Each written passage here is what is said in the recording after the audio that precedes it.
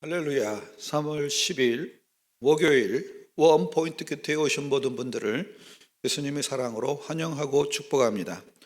오늘 우리에게 주시는 하나님의 말씀은 마가복음 7장 1절에서 8절까지의 말씀입니다.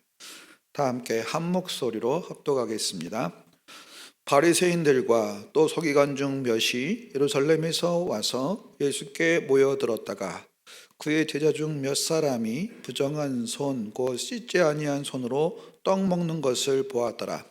바리새인들과 모든 유대인들은 장로들의 전통을 지키어 손을 잘 씻지 않고서는 음식을 먹지 아니하며 또 시장에서 돌아와서도 물을 뿌리지 않고서는 먹지 아니하며 그 외에도 여러 가지를 지키어 오는 것이 있으니 잔과 주발과 녹그릇을 씻음이로라.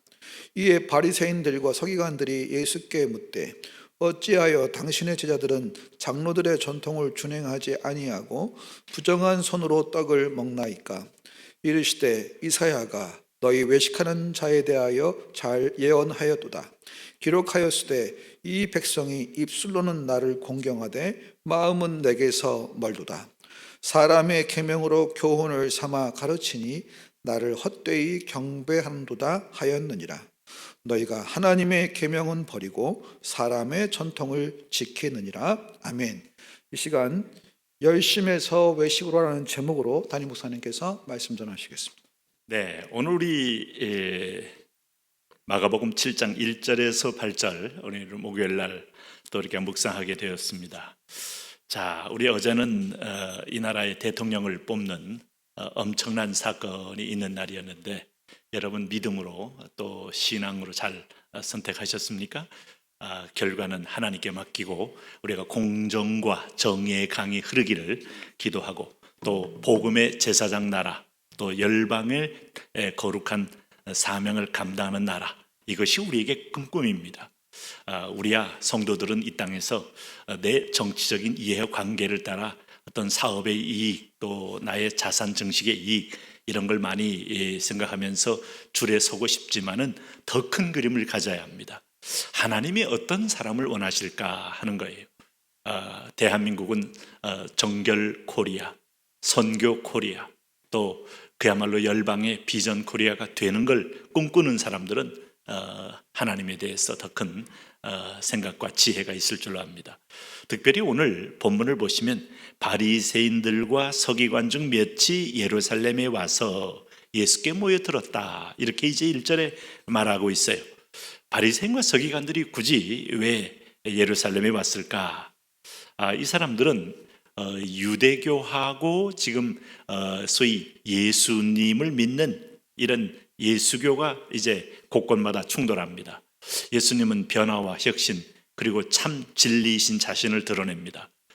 구원이 전통에 있지 않고 구원이 율법에 있지 않고 자신에게 있다는 것을 드러내면서 복음의 완성자로 우리에게 나타나고 있습니다.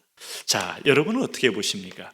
그럴 때 반드시 기존에 익숙해져 있던 기득권을 가지고 있는 사람들과의 불편한 충돌이 있게 돼요.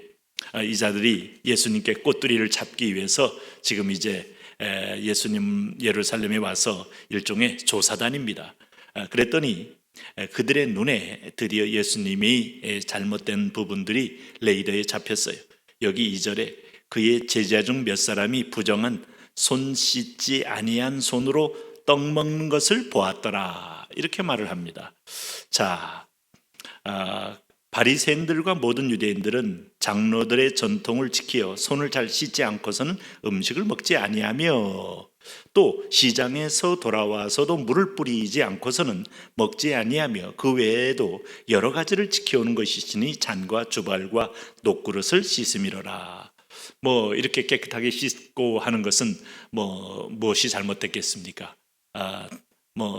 주님께서 또 이런 정결 예식 또 위생에 대한 철저하게 손과 손 씻고 음식 먹고 또 시장에서 돌아오면 목욕하는 것, 또 의식을 지키기 위해서 잔과 주발과 녹그릇 씻는 것, 이거 너무 당연한 거 아니겠어요?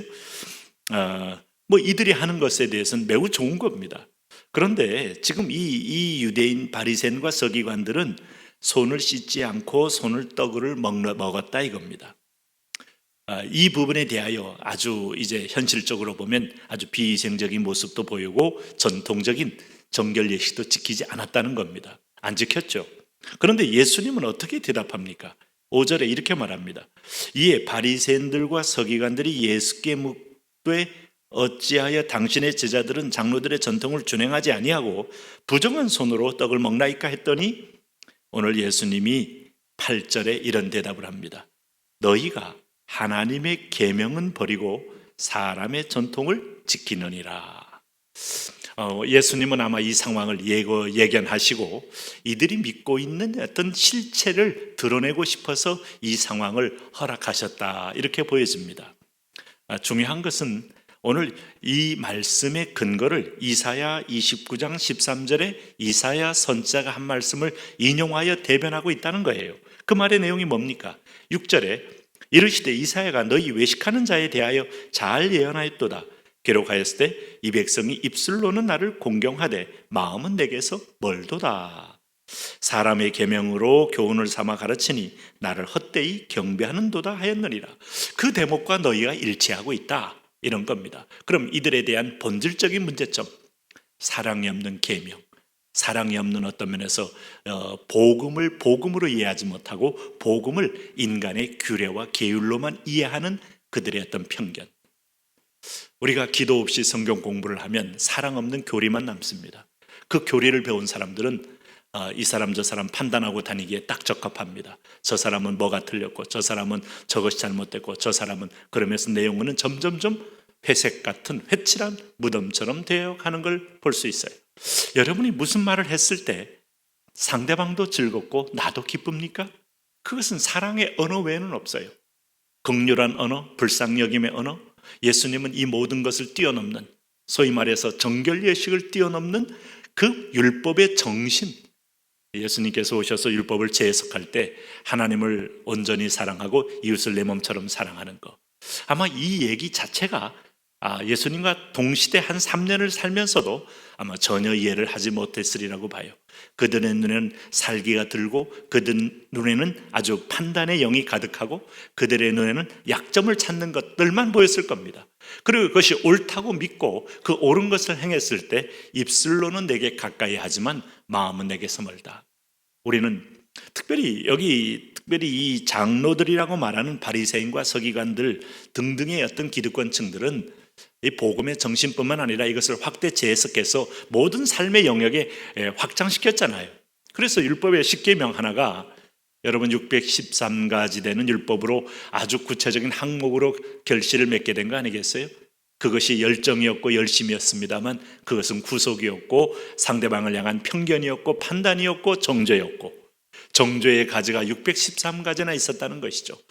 그런데 예수님의 입장에서 볼 땐 하나님 사랑하면 이 613가지를 온전히 이루는 하나의 원리가 되는 거다라고 지적해 주신 거예요.